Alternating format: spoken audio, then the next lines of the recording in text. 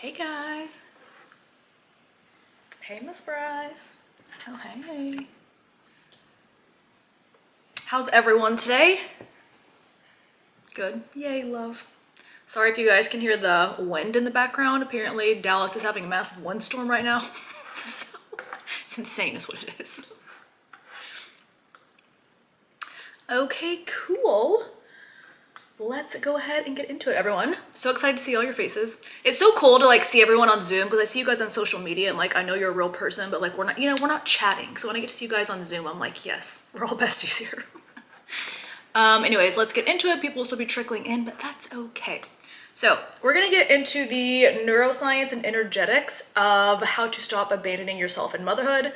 I know not everyone here is a mom, or maybe they don't want to be one at all. That's okay. Plug and play where you need to. Like maybe you're abandoning yourself in your relationship. Everything I'm giving you is still going to apply to you. My examples are just going to be motherhood related. Cool?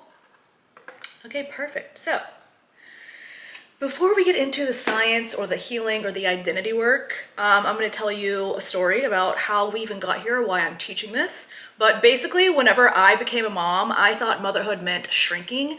You guys, I literally thought, I was convinced, the day I found out I was pregnant, I'm like, I have to get a mom haircut. I have to buy only mom clothes. I have to put every like ounce of energy into being a good mom, like what society says is a good mom, because I didn't know any different at the time.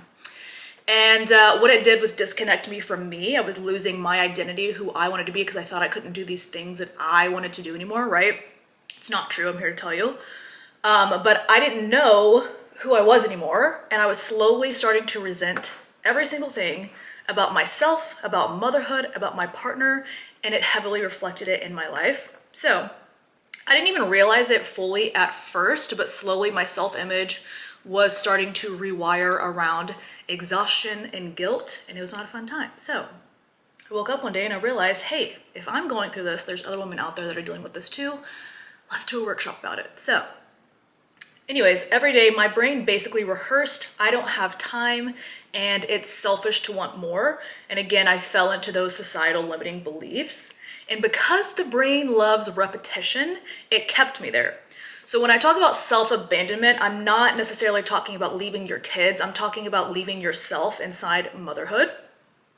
And this isn't your fault. We're going to get into how the brain works, but the brain is trying to keep you safe. It's been programmed to think a certain way. However, the brain can be rewired at any time, and that's what we're here to do today. Now, it's not always easy, but it can be done. So anyways, this workshop, again, is not about shame. We're not here to beat ourselves up, but it is to bring awareness so that we can start shifting these things and making different decisions and show up and be who the fuck we want to be. So let's get into the science behind the brain. This is going to help you understand how it all applies and works together. So what self-abandonment looks like in the brain is, okay, so we have three main players. So we have the neocortex, the visual cortex, and the cerebellum. So our neocortex is the logic and language of the brain. This is the thinking part of your brain, so the part that creates the story. So it's where you say things like, I just don't have time for this right now. It's easier if I do it all myself. This is your neocortex narrating your reality. It's not trying to hurt you. It's just repeating what it's been told is good or responsible. Then we have the visual cortex, which is the imagination and memory. So this part of your brain sees your thoughts. And every time you think something like, I don't have time, your visual cortex projects an image. Maybe it's chaos, running, everyone needing something for you. Your brain doesn't know the difference between what's imagined and what's real, which is really interesting. So it starts to believe that chaos is normal. This image becomes your default blueprint, and because your creator field responds to what you feel as real, it's recreating the same pattern over and over again. Then we have the cerebellum, which is the body's autopilot. So now this is where the patterns start to lock in. The cerebellum is what runs your habits, posture, tone, reactions, things like that. Once it's memorized, that stress pattern, like rushing, overgiving, neglecting your needs, it starts to run automatically. It's just who you are, it's who you become. You don't even have to think about it anymore. It's just who you are. So you don't even have to say like, I don't have time. That's just how you're reacting based on your cerebellum. So when you do say things like, I don't have time, your visual cortex sees the chaos, your cerebellum memorizes the stress pattern, and your body starts firing as if rest equals danger. And God knows, as a mom, we need rest. You know what I mean? So this is not failure. Again, this is programming. Your brain is just doing what it has been taught to do. But the moment you start showing it something new, you get to reprogram it. So maybe something like a calmer image, a different emotion, a new pattern that says, I am safe to take up space and it's safe for me to rest. Your brain begins to rewire. And that's where self-abandonment ends. And we love that. So this is what I like to call the mom loop, the survival disguised as service. It goes survival, guilt, overgiving, resentment, shutdown, repeat. And it's just a cycle that keeps living on and on and on until your brain interprets something different. Oh, hey, Miss Marissa, I love this. I'm not a mom, but I totally get it. I'm a dog mom. Yes, see, you get it. Even as a dog mom, you get it. Perfect. Oh, yeah, so feel free to ask questions along the way in the chat. Let me know how things are landing for you guys, and I'll answer them as we go. So, where was I? Oh, I have bullet points over here because if I don't, we'll start talking about something that's not even on topic. So I have to keep my ADHD brain on topic. Anyways, oh, so here's something more interesting. And this actually used to wreck me whenever I became a new mom and when I started learning neuroscience, intuition, all the things. But our kids don't actually learn from what we say. They learn from how we treat ourselves. They learn from just how we are. They basically download who you are. Their mirror neurons are constantly reading your energy, your patterns, your state, all the things. They don't learn by instructions. I love that there's a bunch of moms not here. Perfect. Just plug and play. I don't know if you guys heard me at the beginning. This will still all apply to you guys. Just plug and play. If you're a dog mom, apply that. If you abandon yourself in relationships, apply that. But all the tools will still work. So I love having all you guys here. But anyways, so the kids' mirror neurons will pick up your energy, your patterns, your state. They don't learn by instructions, they learn by imitation. So if your creator field is built around stress, rushing, overgiving, the brain registers that as normal. They learn that chaos equals love, that self-abandonment equals love. But when you shift your field, you shift it to peace, presence, self-respect, that becomes your baseline. Then your kids start to mirror that instead. They learn that safety feels like calm, love feels steady, that joy is safe to hold. Oh, sorry, I have people coming in. And you become peace, and their brains rewire to match that, which is so freaking cool, which I've actually seen this a lot with Tatum. I've talked about this a lot on socials. Like, I used to stand in the mirror and pick myself apart. Like, I was so hard on myself. And I would actually start to watch her she was like 3, but she would be critical of like what she was wearing or how her hair looked. And I thought that was very sad. So when I started getting into this work and I was like, oh, we can't be having that, right? Like, she's going to pick up on whatever I'm doing. Completely rewired that. And now I'm a hype queen to myself all the time. And so is she. She will wake up in the morning and be like, I'm the prettiest girl in the world. And I'm like, you are. So anyways, okay, cool. Let me know how this is landing for you guys.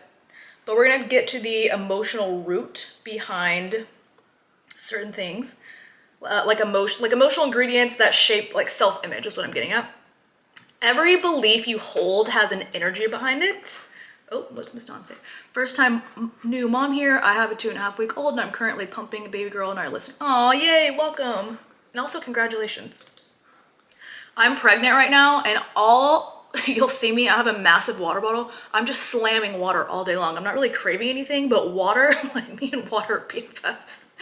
So anyways, every belief you have has an energy behind it. Like, I have to do it all carries guilt. No one helps me. That carries resentment. I don't have time for myself. That carries unworthiness, right? So every single thing that you're thinking carries a certain frequency, an emotional root to it, if you will. Your subconscious doesn't really respond to words. It responds to frequencies, thoughts, things like that. So If guilt and resentment are your emotional baseline, your brain rewires your identity around that.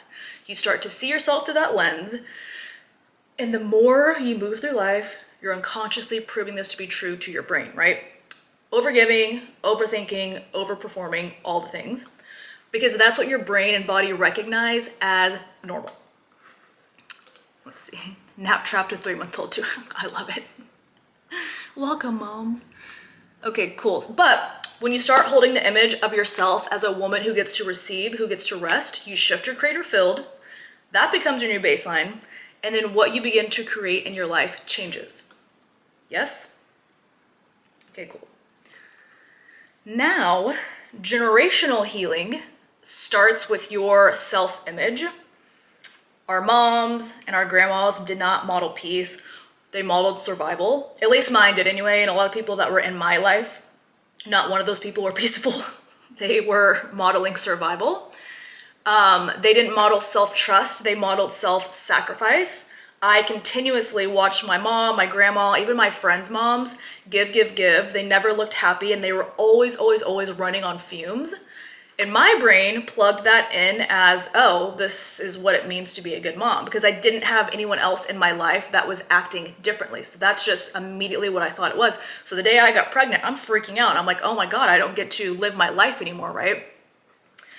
But anyway, what I'm talking about is how we inherit other people's self-image, like your moms, your grandmas, whatever, whoever your caretakers are in your life, that's a self-image that you're inheriting. We watch them put themselves last, and our mirror neurons record that as love, right? We're watching them give, and it's like, oh, but they're so thoughtful, they're always loving and caring, right? But they were running on fumes. But here's the power in that, is self-image is learned, and it can be relearned at any point in your life. Again, is it always easy to completely rewire it? No, I still hit new levels of self-image healing all the time. And I love to heal these things, right? Like I always love to hit new layers, but it's ongoing is my point. Like I don't think I'll ever hit a point where I'm 100% healed. And if I did, I think I would be bored, because like what would I do with my time, personally? Anyways, but when you heal your self-image, your kids start to feel the shift, as I was like mentioning earlier with Tatum, right? They start to see you honoring yourself, resting without guilt, choosing joy, putting yourself first, and their brain registers that as normal. And this is how generational healing actually happens. Not through pressure, but through an identity shift. You become an example of a new kind of woman for your children, right? And then your kids' creator fields begin to mirror that back to you. I didn't grow up, again, with any woman in my life having a self-image. Like, it was quite the opposite. So all I knew was being critical of myself, and that I never would be good enough no matter what, because that's what was being mirrored to me. Now I've spent years, again, rewiring this belief, and because I did, now my daughters never have to experience any of that. They will know how to speak to themselves kindly. Like I told you guys now, like Tatum's the biggest hype queen to herself, and it's honestly the best thing ever. But now they're gonna know how to love themselves unconditionally and how to value themselves. Why? Because they have a mom who does, right? And their mirror neurons are going to automatically pick that up. So they are shifting their energy simply based off my belief system and how I act and treat myself. How I act and, yeah, sorry, that was a tongue twister. Okay, cool. So now we're gonna do a little exercise together. So your body can't follow a vision that it's never seen. So again, we're gonna do a little exercise really quick together. So wherever you're at, close your eyes. Good, you're gonna put one hand on your chest and another on your belly. If you're nap trapped, don't worry, just do the best you can. Good, and you're gonna take a deep breath through your nose. And we're gonna exhale slowly out the mouth. Good, we're gonna do it one more time. Take a deep breath through your nose. And exhale slowly out the mouth. Good. Now I want you to bring to your mind the version of you who always feels like she's behind. The mom who's rushing, apologizing, trying to do it all. Visualize her.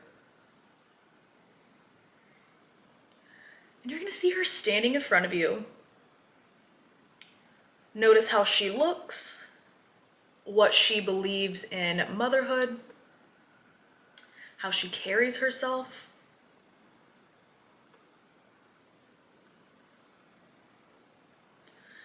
Good. Now I want you to imagine another version of you walking toward her. One who is regulated, grounded, radiant, has a high self-image, puts herself first. The one who knows that she's a phenomenal mom because she prioritizes herself. And just really visualize what that woman looks like to you.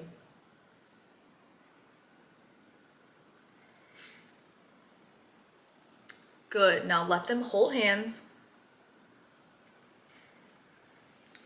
Let that energy merge. And I want you to breathe in and say internally, I am safe to hold both motherhood and me.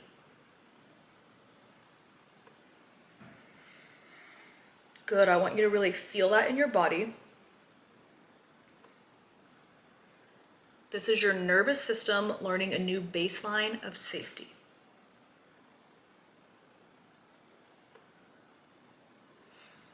Good. Now we're going to take one more inhale and one more exhale.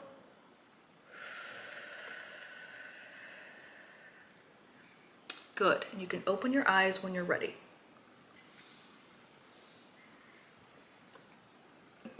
Now, what we just did there is your brain saw a new picture and now it has something new to follow, right? Because the brain doesn't know the difference between what's real and what's imagined.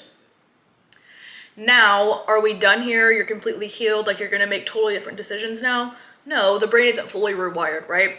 You still have to choose to think differently each and every day in order to keep proving this true to your brain. But to help this, I'm gonna give you guys an emotional ingredient to help you start to feel safe putting yourself first.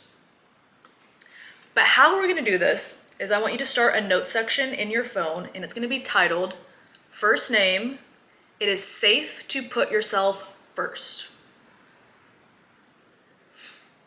And what you're gonna do is every single day, you're gonna add 1 to 2 reasons why it's safe to put yourself first. What we're doing is we're suffocating the old neural pathway that does not feel safe to put you first, and you're proving to your brain how it actually is safe to put you first. So examples of this could be, well, whenever I fill my cup first, I have enough energy to give to my family. Whenever I go work out, I prioritize my health, which allows me to be healthy for my family. Any single thing that you do for yourself, I want you to write out why it's safe, why it's a good thing for you to be doing for yourself. And again, you want to add 1 to 2 things to your list each day. After about 2 to 3 weeks, it will fully reprogram and you will feel totally different in the way that you can put yourself first and make decisions for yourself. Now, I'm also going to give you one more tool. This one is a little harder to remember. I personally have to make it my phone background, or I don't now, but when I first started doing it, I did. But what I want you to do is anytime you go to do something for someone else, I want you to stop and do something for yourself first. Now, it doesn't have to be anything crazy. Like it could be your child asks you to get them more milk, okay? Great, yes, I'll get you milk, but before I do that, maybe you need a sip of water. Maybe you need to run to the restroom. Maybe you just need to take a deep breath and say, I got this, because I have to do that like 3 times a day, to be so honest. Sometimes I just need a moment.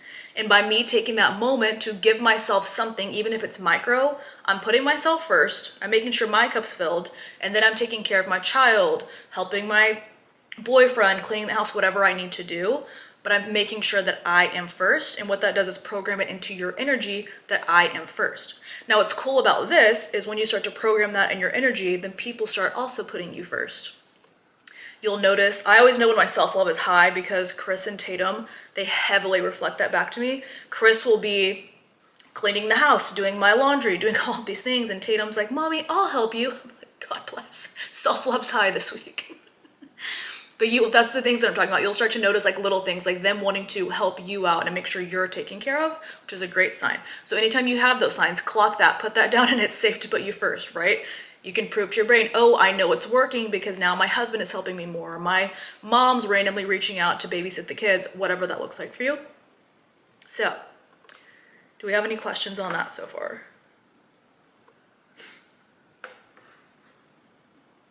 Okay, cool. I've got some journal prompts for you guys. So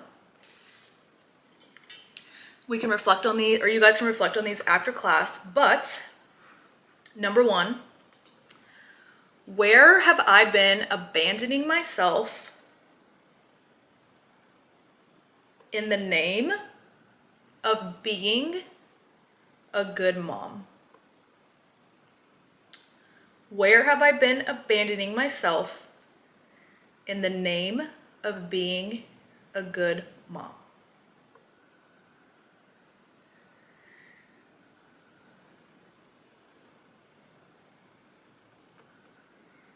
Cool. Number two, what would it feel like if my nervous system believed it was safe to be seen again?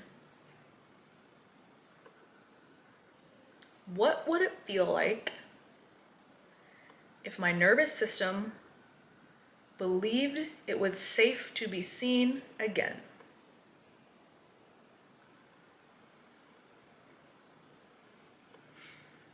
And then number three,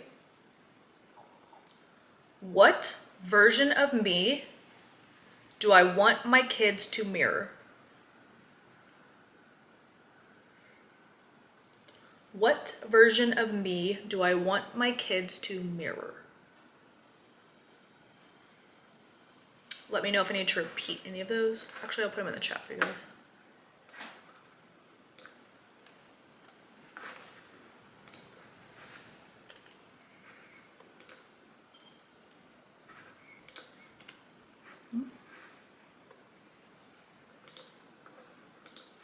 Cool. So our homework, we have the ingredient, first name. It is safe to put yourself first. Then we're doing one thing for ourselves before we help anyone else. And then our journal prompts. Cool. And again, you don't need to change everything like in one day, right? Like shifts take time. Rewiring the brain takes time. Awareness starts the rewiring process. So the fact that you're even here today, like listening to this workshop, like you are starting to rewire your brain. You're taking the steps necessary, and I'm proud of you for even being here, right? So, you guys, I have so much more I could dive into and teach on this, but I'm going to end here today because I know I just went heavily into the brain, and I want that to really soak in so everyone understands. But I want you to know this is just the beginning. I'm going to do another workshop, another free workshop in, I don't know the date yet, I haven't decided, but it'll be in like 2 weeks. We're gonna do a follow-up on this, and it's gonna be geared towards self-image. So similar, this was more self-love geared. This next one's gonna be towards self-image and how we can raise that. The importance of raising self-image, right? But today we started showing our brain the safety and self-expression can coexist. And again, next month we're gonna go a layer deeper into self-image. But before I dive into and close it out, what questions do we have? We've got like 15 more minutes. If you guys have any questions, we can dive into those. You can just raise your hand and talk unless you guys want to put it in the chat. That's fine too. No questions? You guys are being shy. Julie. Okay, guys. Well, if you don't have any questions, then we'll close. Wait, Keisha, one quick question. Yes. How often do you do the journaling prompts? Well, when I first started, I did them quite often because I found that it was easier for me to like sit down and like actually like plan and like think about what I wanted to reprogram and go from there. Now I do it so frequently. I do it I don't necessarily do journal prompts, but I do shifting in the moment. So I'll go on walks and I'll, like the ingredient that I gave you guys of it's safe to put yourself first, I'll go on a walk and like maybe that's my intention to only focus on that one and I'm shifting as I walk. But when I first started, I was doing them probably at least once a day, usually in the evenings. It was my me time. Right. And then if you do it once a day and you answer the question, like, where have I been abandoning myself in the name of being a good mom? And say you don't work out. Then like, do you then say, oh, I now need to work out? Or like, how do you take it from just thinking and make it action? Ooh, great question. Yeah, so list out. So if, for example, yours is working out, you're like, I really want to work out, but I feel like I don't have time or like whatever the situation is. I personally, then yes, I will get out my, oh, Jesus, almost knocked my microphone over.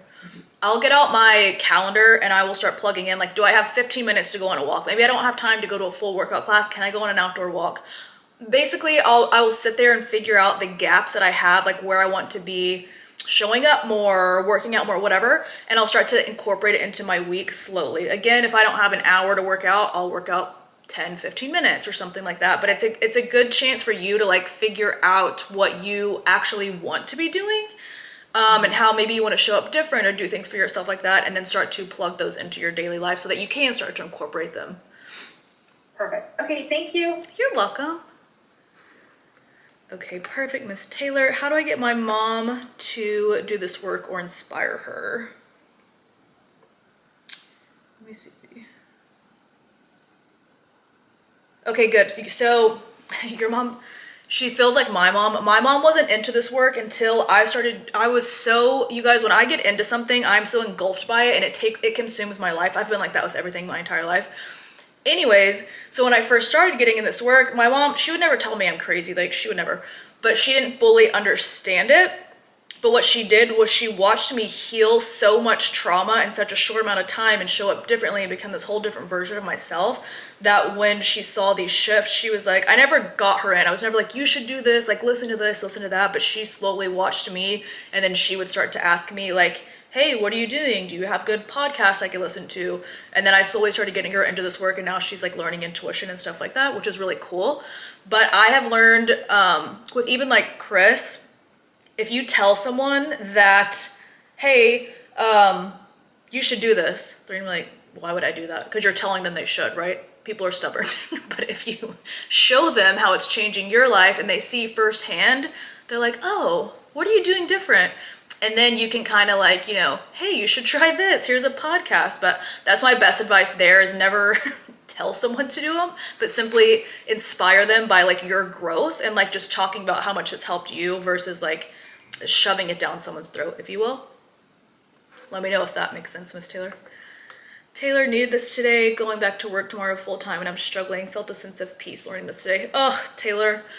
Yes, good luck going back tomorrow. I know the first like week going back is so hard, but you can do this, and sending you so much love. You got this, queen. Also, how to diffuse the guilt. Can you give me an example of the guilt that you're experiencing? Like guilt around what specifically? Miss Tegan. Okay, Dawn. I have been having some breastfeeding challenges. She latches and feeds for the breast randomly when she wants to, but not consistently, has developed bottle preference. I feel like this is because of my beliefs that I needed to sacrifice myself, and find myself now feeling guilty that it isn't working well. Anything you can recommend on what I can shift this? Yes, let me look, Miss Dawn. Oh, okay. You actually have a really high like want around breastfeeding. Like you prefer her to breastfeed is what I'm trying to get at. What happens is we have a universal law of opposing forces. When you really, really want something, you're gonna get a lot of pushback, and you're really not gonna get it. So I always tell everyone in my classes to bring your want down. Like when you bring your want down, you'll actually make yourself a match for the thing. I do this all the time for like money. I will get myself where I don't want any money. I'm like, no one signed up for my courses. I don't want any money. I'm so tired of taxes. I'm so tired of whatever, paying for vacations. And I'll get myself to where I get the ick about certain things. It makes me a match for more money to come in. Similar situation with breastfeeding. You have such a high want with breastfeeding. List out reasons. It can be in your journal, on your phone, whatever, of like why you actually wouldn't want to. Maybe it's I'm making this up, like whatever like resonates with you, but it could be getting your body back. Maybe it's not as much time commitment. Maybe it's whatever, just anything that you can think of as to why you wouldn't want to breastfeed. Bring your want down, and I see that she'll start to like come back. It may not be like an overnight situation where she's coming back and fully breastfeeding full time, but I do see her like slowly getting to a point where she prefers that better than bottles. Let me know if you have questions on that. Taylor, I felt guilty canceling on my friend when I needed to take time for myself. If I said yes, I would have been overextending and probably get sick. Oh God, I do that too. Anytime I overextend, I'm sick. Well, okay. Flip the switch. So you canceled on your friend because you needed to rest. Think about if, hold on, let me get a good scenario going here. Okay, think about if the roles were reversed and she didn't want to go to dinner with you because she was feeling tired, but she went anyway. And then you later on figured out like, oh, she didn't want to go with me anyway. She was people pleasing me because she didn't want to feel guilty. And now you're like, well, why'd you come? It kind of gives you the ick, right? You're like, ugh. But you chose to prioritize yourself, right? Your friend's going to understand that. And it's giving you boundaries in your creator field. So it's creating like think of your creator field like a blueprint. It's creating strong boundaries. So people are going to have boundaries with you. You're not going to be feeling like a pushover, you know what I mean? But you could also, to release it, list out reasons why it's actually a good thing. And like you kind of mentioned it here of like, well, sorry, I lost it. Like, oh, you were tired. If you went, you would have got sick. You would have felt overextended, like things like that. Just find all the reasons why it was such the best reason for you not to go. Let me know if that makes sense. Okay. Examples of guilt for me would be snapping at my kids when I'm overstimulated. Good. I've done this before. When Tatum was 2, she spilled milk in the floor and I lost my shit and I had to catch myself and be like, it's literally not that serious. It's really not. What it taught me was, did I feel guilty about it? Sure. But it actually taught me how to react differently. Had that not happened, I wouldn't have learned how to show up differently. I wouldn't have started working on my overstimulation, my anger, whatever. So it's giving you an opportunity to learn how to deal with being overstimulated, because let's be so honest, when you have kids, especially multiples, you're always overstimulated. At least I am, and I only have one right now, you know? Anyway, my point is figuring out the lessons that it's teaching you. So, okay, did you snap at your kids? Yes. What lesson did you learn from it, right? How are you going to change moving forward? Maybe you're taking a deep breath before you react next time, right? It's just giving you an opportunity to grow and see those gaps that you want to fill and change in your life. So don't beat yourself up about it, right? Like, I even think back to the day when I went off on her and I'm like, God, but it really taught me how to manage my, I don't want to say anger, but I guess anger for lack of better terms, around her. Right now I don't snap on her. I always take a deep breath. If I need to go upstairs for a minute, I will, and then I'll come back down. But had I not snapped on her like that, I don't think I ever would have like healed that anger and my reactions toward her. It's done. I hadn't thought of all that. Thank you. You're so welcome. She got so mad at me. Obviously, I'm so mad at myself.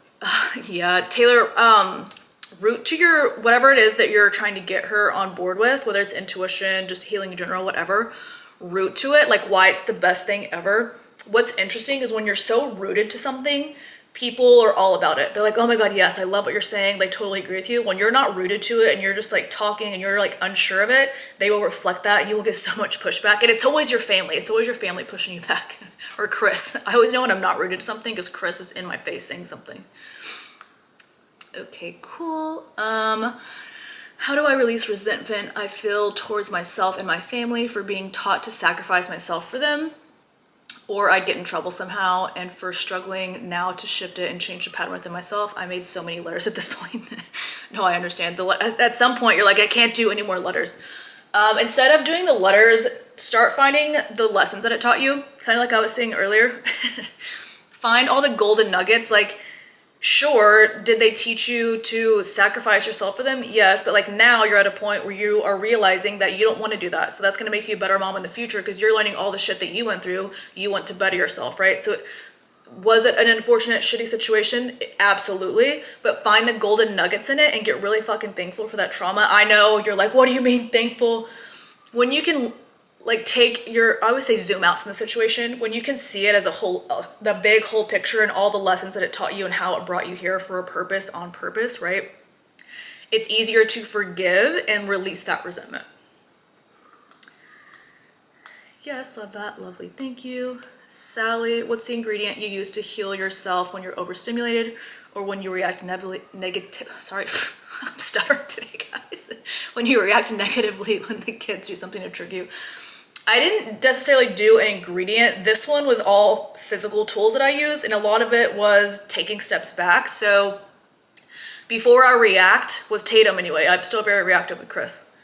Should probably do this with him too. Will I? Who knows? Anyways, I always take a step back. I don't answer her. Even if she's like whining, I won't answer her. I will take a deep breath and I will think to myself, do I need to react? Is this worth yelling at her for? Is this something that I'll be mad at myself for later? If the answer is yes, I'll take a moment. Maybe I need to go to the restroom again. Maybe I need to go upstairs, and then I'll come back and I'll help her. I'll do whatever. This one's just more like a physical tool that I use. Sometimes I'll even go lock myself in the bathroom for like a minute. Be like, I just need 1 minute. And then I'll come out. I'm not as mad, right? I've calmed myself down. I've taken a few deep breaths, and then I'll answer her, do whatever, clean up the mess, whatever it is. But yeah, that one isn't necessarily an ingredient. It was more of like me choosing to show up differently. Miss Marissa, I tend to get very angry and frustrated at myself and choosing myself. And once, especially when it comes to dating, and I feel guilty dating other people. How do I shift this? I still have feelings for 4, but he doesn't want a relationship yet, wants me to wait for him, and I don't want to wait. Hold on, let me read this again.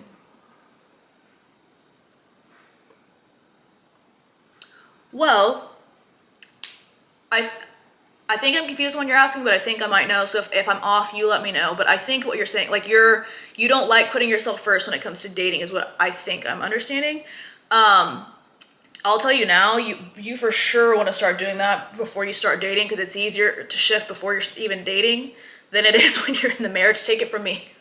Because I get it. I was a people pleaser. Anything Chris wanted, he got it. I was cooking him food, taking the trash out, doing it all. You know what? I fucking hated him. I've never hated a man more, and I have never had so much ick. Again, this took like a year, right? Because I was so in the honeymoon phase of like, oh my God, I'll do anything for you. No, because then he did nothing. I was his mom, right? Like all I did was take care of this man. Was he paying bills? No, I was still paying 50%. You know what I mean? Now it's totally different because I got my head out of my ass. But I learned that if I was going to be happy in this relationship, I had to start putting myself first, because he damn sure wasn't going to do it. He was going to let me take care of him. And my dad's the same way, right? Like I grew up watching my mom do the same thing. She still to this day like takes care of this man, and I'm like, can you please? Anyway, that's a whole different story. But my point is, if like think about it now, like think about things that you want to go into this relationship doing now, so you don't have to go to therapy and like shift these things years later because you're holding so much hatred and resentment. But yeah, just please learn from my mistakes. Do it now and don't do it years in the relationship, because you will be so mad and have to heal so much hate. Let me know if that answered your question. Yeah, Sally, let me know how that physical tool works for you. Okay, yay, guys. Keisha, can I ask a live question really fast? Of course. Because this has become more about husbands. So I've been with my husband. We've been together 13 years, like 7 married. Oh my God, for whoever is asking about the dating thing, that's like a total red flag. Don't do, if you want to do it for the next 80 years of your life, don't do it now, because you set up the wrong precedent. Oh, so I have a question for you about marriage. Mm-hmm. So my husband, he still does not communicate the way that I want him to. And it's been 13 fucking years, Keisha. And we're going to do like marriage counseling, not because we're going to go down divorce, because we need to work on this. Yeah. What can I do to control myself so that I operate and I show up in a way that then makes him communicate in the way that I want him to? And the thing I'm asking for is, I honestly just want him to like acknowledge what I'm saying. Men that I've dated have always been, at least my husband, like you say something and then he's like, well, it doesn't matter. Or like, well, this is, they get defensive or whatever that would be. And it's okay. Like, I see your point, but like, just see my point. Here's a good example, because I'm stumbling through this. There was a dead animal in the backyard of my in-laws' house. And you should, like, my general consensus is you shouldn't take your 2 kids who are 3 and 5 close to a dead animal. And he does. And I was like, well, that's like not safe. And then he's like, well, he's basically fighting me on the safety part. And then he's like, well, it doesn't even matter. And I'm going, it does matter. But then it doesn't even become about the dead animal. It becomes about how he's communicating and not like acknowledging my thing. And it becomes this whole thing, which I don't know if Chris is the same way, but they love that. They love when it like becomes a 4-hour conversation. So what do I do for myself so that I don't attract this from my husband? Totally. Okay. Well, a lot of it is, I'll tell you the reflection and I'll tell you how I deal with it with Chris. The reflection is you don't listen to yourself, like your intuition. I know you're just starting to work on intuition, so it's something you're going to start to develop. But what's happening is you're not listening to your intuition, so that's why it's in your creator field of like why he's not listening to you, and he like pushes back a lot because you'll do that with your intuition. Like think about an intuitive ping you'll get, and then you'll argue with yourself like, is it intuition? Is it not? Should I do that? So like, Yeah, totally. it's like he's reflecting that back to you in that way. Now, I have dealt with this with Chris before. Let me see hold on, let me think. There was a really good tool I had for a while. I'm blanking on it. Hold on. Oh, okay, so Chris's thing, which it sounds like your husband's too, is they get very defensive if they feel like you're attacking them. I had to change the way that I was coming at him, in which we're similar in this way of like, I'm not aggressive, but like I do have a stern tone sometimes. I don't mean to come off as like rude, but it's just how I talk. Like I'm very intense. Anyway, he always thinks I'm attacking him, and so then when he thinks I'm attacking him, it comes into a defense mode, and that's when we start arguing, and it's like the pushback of like what you're saying. Well, it doesn't matter. Why are you getting so upset? And it's like I wasn't really upset, but my tone made him think otherwise. So I had to start kind of like what I was saying with Tatum, like before reacting. Like if it's something like that, I will take a minute and think about how I want to deliver the message so we're not fighting. Sometimes I'll just say it and I don't care if we fight. But if it's something that I don't want to be arguing about for 4 hours, I will deliver it in a nicer tone. But I have to think about it, right? Because it's not how I typically would like deliver a message. So I have to be like, okay, here's why I think that probably wasn't the best idea. Like, can you just see my perspective? And he'll be like, okay, I understand. I see what you're saying, versus, well, da da da da. You know what I mean? Yeah, totally. It's more so like we have to physically catch ourselves, which I think Yes. have to work on. Okay, that's good. Thank you, Keisha. You're welcome. Okay, guys. Well, thank you all for coming today. Today was lovely. You guys are also lovely. Loved having you here. Again, we're going to meet again next month. I'll send out the date soon, probably Friday. And then, yeah, it's going to be called Hot Moms Don't Wait for a New Year. And we're working on self-image. And if you're not a mom, come anyway, because self-image tools will still apply. So, all right, guys, have a great day. Bye.